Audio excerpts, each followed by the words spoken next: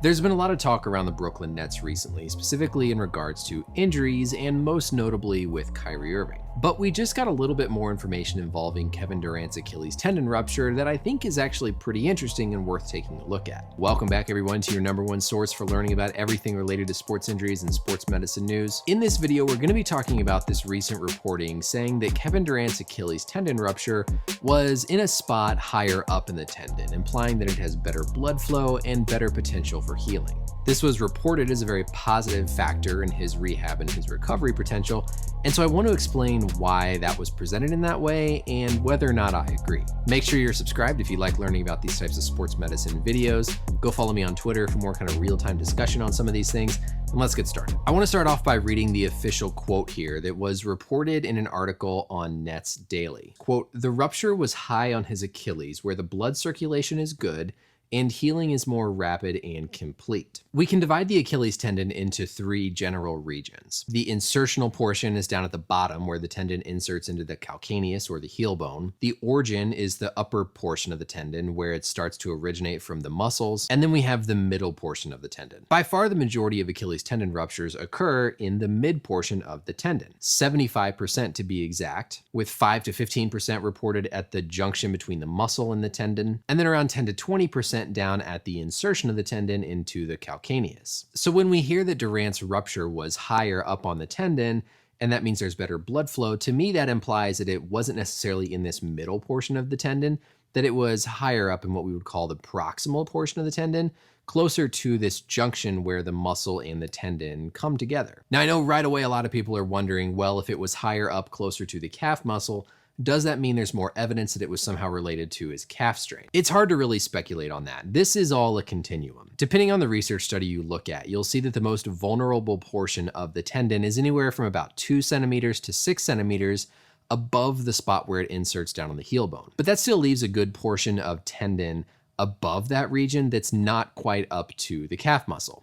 So yeah, certainly if you continue higher up in the tendon, eventually you're going to get to this myotendinous junction, and then you're going to get into the calf muscle, but there still is a portion of the tendon that's outside of that high-risk mid portion that's not up in the calf muscle. Obviously, though, it makes it more relevant to find out that the tear was higher up in the tendon as opposed to down lower, but there still is enough room there in the tendon where we can't necessarily say that this means, yeah, it was for sure up at the muscle. Let's talk next about why this mid portion of the Achilles tendon is so susceptible to ruptures. A major portion of it comes down to blood flow. A lot of different studies over the years have used different tools to measure the blood flow in the tendon, and while there's some variation between the blood flow up near the origin and down at the insertion, the general consensus is that the blood flow in the tendon is lowest in this mid portion, and they think that that causes some of the overlap between why it's at risk of rupture. The thought here is that if you don't have optimal blood flow, that can lead to more degeneration and damage to those tendon fibers,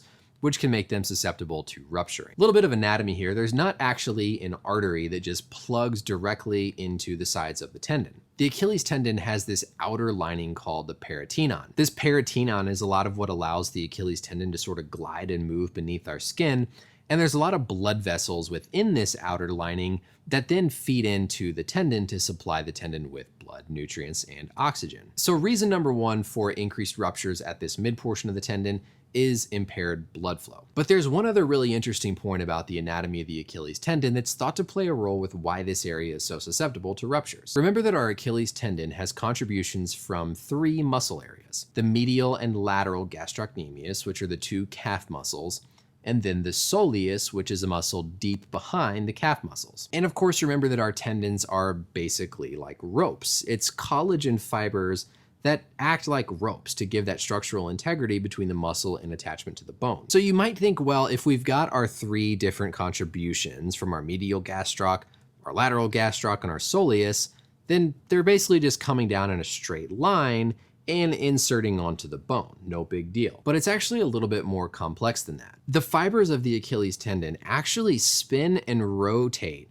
before they come down and insert on the heel bone. So they're not coming down in just a straight line. There's this torsional rotation component to the fibers where the medial gastroc fibers that start on the inside of the calf actually wrap almost all the way around to end up inserting down on the outside by the heel bone. Now, this spiral structure has some benefits. It's part of what allows the Achilles tendon to store and release so much energy effectively, but there's also some thought that because of this torsion, you get additional points of strain and stress within that mid portion of the tendon where there seems to be most of the twisting. You may have read that having a flat foot or overpronating when you run can be one of the risk factors for Achilles tendinopathy and Achilles tendon ruptures, and part of that is because of this thought with how the tendon fibers are spiraling. Because of the nature of how they spiral, whenever your foot pronates, it tends to pull on that spiral even more, which induces more strain and stretching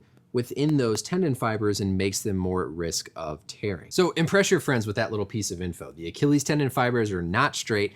They actually spin and kind of twist on themselves as they go down and insert onto the bone. So finally, is this reassuring and good news? This is where it gets a little bit murky and tough to answer. Now, I don't think it's bad news, but I think this is more neutral news. When we look at research studies that have measured outcomes after Achilles tendon ruptures, they basically divide them, if they divide them at all, into mid-portion, myotendinous junction, or the insertion. They break them up into those three zones that we talked about earlier, and there's not really any distinction beyond that. And again, most of the ruptures are at that mid-portion, and that's what we're basing a lot of this research and comparison on. Now, I'm not a surgeon, so it's possible that there's some more anecdotal evidence or something that I just couldn't find where a surgeon who's done a lot of these operations would say that, yeah, they've seen better healing in someone who has a tear at a different spot in the tendon. But personally, I couldn't find any research papers that really spell out or compare functional outcomes and healing based on the specific location where the injury was in the tendon. It probably matters to some degree, but I don't think it's drastic enough of a thing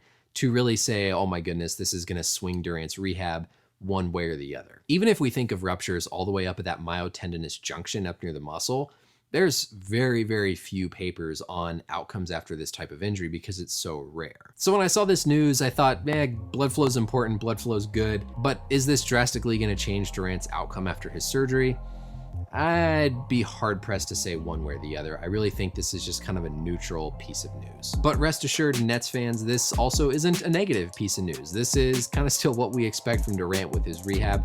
Things still seem to be on track. I haven't seen any indication that would say otherwise. So be assured by that, this is all still, I think, going in the right direction. That's it for the video, everybody. Thank you as always for watching. Let me know any questions or comments you have below. And until next time, I'll see you later. Bye.